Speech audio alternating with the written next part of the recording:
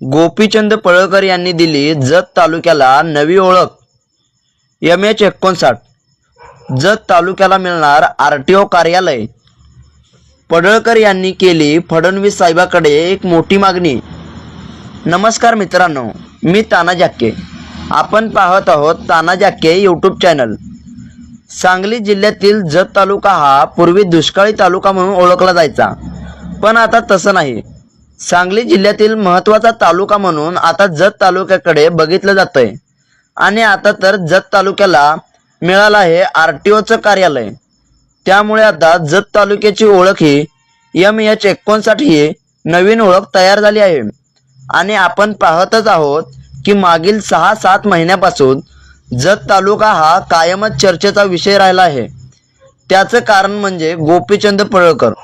मित्रांनो, तुम्हाला तर माहीतच असेल, गोपीचंद पडळकर हे जेव्हापासून जत तालुक्याचे आमदार झाले आहेत तेव्हापासून जत तालुक्यामध्ये कामाचा पाऊस पडायला सुरुवात झाली आहे।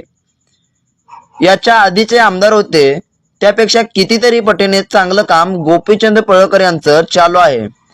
त्यातच त्यांनी दिलेला शब्द म्हणजेच विधानसभा मतदारसंघ हा क्षेत्रफळानं खूप मोठा आहे। आता आपण जिथं उंदीतनं बोलतोय तिथून सांगली किती किलोमीटर आहे? 150 किलोमीटर। आमचं एखादा RTOचं काम करायला आम्ही गेलो तर सांगलीत आमच्या ओळखी पालखी नाहीत, तिथं एजंटाचा सुळसुळाट आहे। त्याच्यासाठीचा मी पाठपुरावा करणार आणि ते मंजूर करून आणणार, त्याबद्दल तुम्ही अजिबात चिंता करू नका। RTO कार्यालय आपण जत तालुक्यामध्ये आणायचं असाच त्यांनी शब्द दिलेला होता आणि तो शब्द आता खरा सुद्धा ठरवून दाखवला आहे। म्हणजेच MH59 ही आपल्या जतला नवी ओळख मिळाली आहे आणि गोपीचंद पडळकर एवढ्यामध्ये थांबणार नाहीत।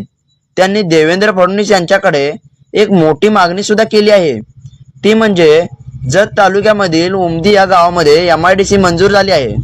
हे तर तुम्हाला माहीतच आहे। त्याचं काम लवकरात लवकर सुरू करण्यासाठी गोपीचंद पडळकर यांनी देवेंद्र फडणवीस यांच्याकडे मागणी केली आहे।